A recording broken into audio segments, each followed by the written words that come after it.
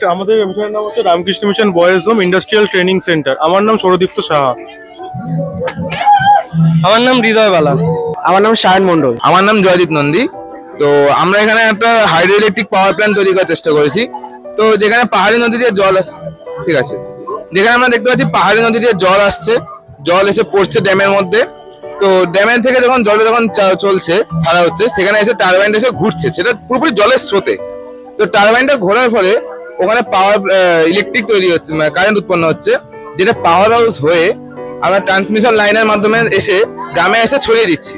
এখানে আমরা কিছুটা পরিমাণ কারেন্ট আমরা সঞ্চয় করে রাখছি, কারণ এখানে জলটা এসে নিচে লোয়ার ড্যাম আছে, সেখানে এসে স্টোর হচ্ছে।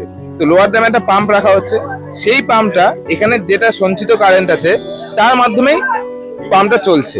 এর ফলে পাম্পের মাধ্যমে লোয়ার ড্যাম থেকে জল এসে আবার এসে আপার ড্যামে এসে ফিল হচ্ছে, যার ফলে কি হচ্ছে, আমাদের জলের অপচয় হচ্ছে না, বিদ্যুৎ কন্টিনিউয়াসলি উৎপন্ন হয়ে যাচ্ছে এবং এতে কোনো পলিউশন হচ্ছে না। এটাই হচ্ছে আমাদের প্রজেক্টের মেন থিম। আমি হলো রৌনক ঘোষ, রহনা রামকৃষ্ণ মিশনে বয়সে পড়ি। হাই, আমি হচ্ছে Shourish Dey from class 7 section C roll 13। Hi, আমি হলো Abhrin Debnath, class 7 section A roll 9। আজকে আমাদের সায়েন্স প্রজেক্ট হচ্ছে হেমোডায়ালিসিস। এবার মানুষের কিডনি যখন 80 to 90% ফেলিয়ার হয়ে যায় তখন এই প্রসেসটা করা হয়।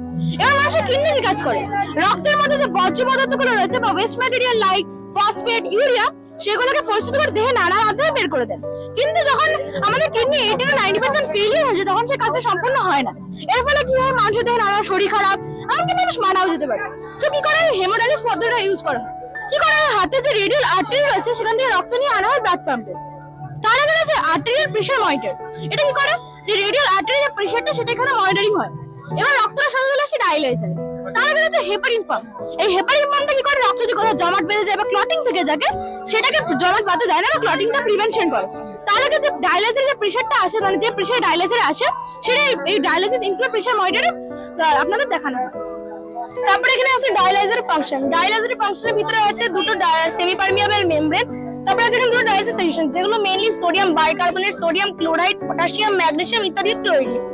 এবার এইটার কাজ কি, এখান থেকে যে সোডিয়াম এখানে যে ব্লাডটা আছে সেগুলো থেকে ফিল্ট্রেট করে সেমি পারমিয়েবল অসমোসিসের মধ্যে দিয়ে সেই ফিল্ট্রেট গুলো যে ইম্পিউরিটিস আছে, সেই যেমন ইউরিয়া, ফসফেট, ক্রিয়াটিন, এই সমস্ত ইম্পিউরিটিস গুলোকে এখানে আমরা স্টোর করি। তাহলে কি হলো, পিওর ব্লাডটা চলে আসলো, সেই পিওর ব্লাডটা চলে যাবে আমাদের ভেইনে। এবার তার আগে আছে air trap and air detector. সেটা কি করে, আমাদের বাবলস যে মানে এয়ার বাবলস যদি এয়ার কোথাও ঢুকে যায় সেটাকে অ্যাবজর্ব করে সেগুলোকে আমরা ডিটেক্ট করে বাইরে বের করে দেবো। তারপরে এখানে আস্তে আস্তে সেই ব্লাডটা চলে যাবে এভি পিস্তুলা ভেইন দিয়ে। এর কয়েকটি এক্সটেনশন আছে, যেমন এর এক্সটেনশন গুলো হলো ইন্ডিয়ার মাত্র 10% পপুলেশনের জন্য এইটা দরকার হয়। আর এছাড়াও এর কয়েকটি এক্সটেনশন হলো যেরকম এইটার যে আমাদের এটা বেশি করলে এইটা আমাদের ফ্যাটিক, ক্র্যাম্পস, এমনকি মর্টালিটি, এমনকি নানা রকম অসুখও দেখা দিতে পারে। আমি রহরা রামকৃষ্ণ মিশন বালক আশ্রম উচ্চ মাধ্যমিক বিদ্যালয়ের একজন ছাত্র। আমার নাম বেদান্ত রায়। চন্দ্রযান 3 মডেলের দিকে, মডেল সম্পর্কে বলতে গেলে প্রথমেই বলতে হয় চন্দ্রযান 3 কি। চন্দ্রযান 3 হলো একটি মহাকাশ যান, যেটি কিনা ভারতের একটি মহাকাশ গবেষণাকারী সংস্থা ইসরো 14 জুলাই 2023 সালে ভারতের অন্ধ্রপ্রদেশ রাজ্যের শ্রীহরিকোটার দ্বিতীয় মহাকাশ সতীশ ধাওয়ান মহাকাশ গবেষণা কেন্দ্রের দ্বিতীয় লঞ্চিং প্যাড থেকে লঞ্চ করেছিল। এই মহাকাশ যানের সম্পর্কে বলতে গেলে প্রথমেই এর কিছু অংশের দিকে চোখ রাখতে হয়। যথাক্রমে এর এই দুটি লম্বাটে অংশ ছিল S-200 সলিড বুস্টার্স নাম থেকেই বোঝা যাচ্ছে এগুলি হচ্ছে বুস্টিং এর কাজ করেছিল। এই চিত্রটিতে এর এই যে এই দুটি অংশের মধ্যে দেখা যাচ্ছে তিনটি ভাগে তরল জ্বালানি ছিল। নিচের এইখান থেকে এইটুকুনি একটি, এইখান থেকে এতটা পর্যন্ত একটি, এইখান থেকে এতটা পর্যন্ত আবার একটি। এইখানে এই দুটিতে যে জ্বালানি ছিল সেটি হাইড্রক্সিল টার্মিনেটেড পলিবুটারিয়ান প্রকৃতির জ্বালানি ছিল। এর পাশাপাশি নিচের এই যে অংশটি ছিল এটির নাম ছিল L110 লিকুইড স্টেজ। এটিও একটি জ্বালানিপূর্ণ প্রকোষ্ঠ ছিল। এর মধ্যেকার জ্বালানি ছিল ডাইমিথাইল হাইড্রোজেন প্রকৃতির জ্বালানি। এই তিনটি প্রকোষ্ঠের জ্বালানির উচ্চচাপে দহনের ফলে যে গ্যাস উৎপন্ন হচ্ছিল, তার নিচের এই তিনটি ছিদ্রপথে বেরোনোর সময় যে প্রবল নিচের দিকে ঘাত বল প্রয়োগ করছিল, সেই ঘাত বলের রৈখিক ভরবেগের সংরক্ষণ সূত্রের নীতি মেনে চন্দ্রযানটিকে উপরের দিকে নিয়ে যেতে সাহায্য করেছিল। তবে চন্দ্রযানের যেহেতু ফিউলের ঘাটতি ছিল, সেই জন্য সমগ্র চন্দ্রযানটি চাঁদে পৌঁছতে পারেনি। চাঁদের বিভিন্ন অংশ পৃথিবীর বিভিন্ন স্তর অতিক্রম করার সময় খসে পড়ে। যেমন বায়ুমণ্ডলে ট্রপোস্ফিয়ার অতিক্রম করার সঙ্গে সঙ্গে এর এই দুটি অংশ খসে পড়ে। মেসোস্ফিয়ার অতিক্রম করার সঙ্গে সঙ্গে নিচের এই অংশটি খসে পড়ে।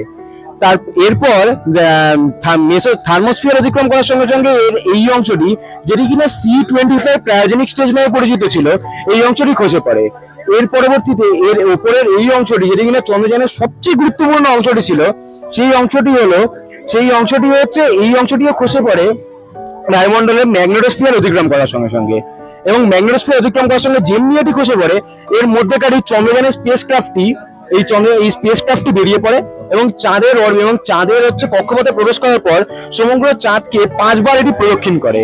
চাঁদকে 5 বার প্রদক্ষিণ করার পর যে পঞ্চমবারের শেষ প্রদক্ষিণ করার কালে এটি 3টে অংশে বিভক্ত হয়ে যায়: প্রোপালশন মডিউল, ল্যান্ডার মডিউল এবং রোভার।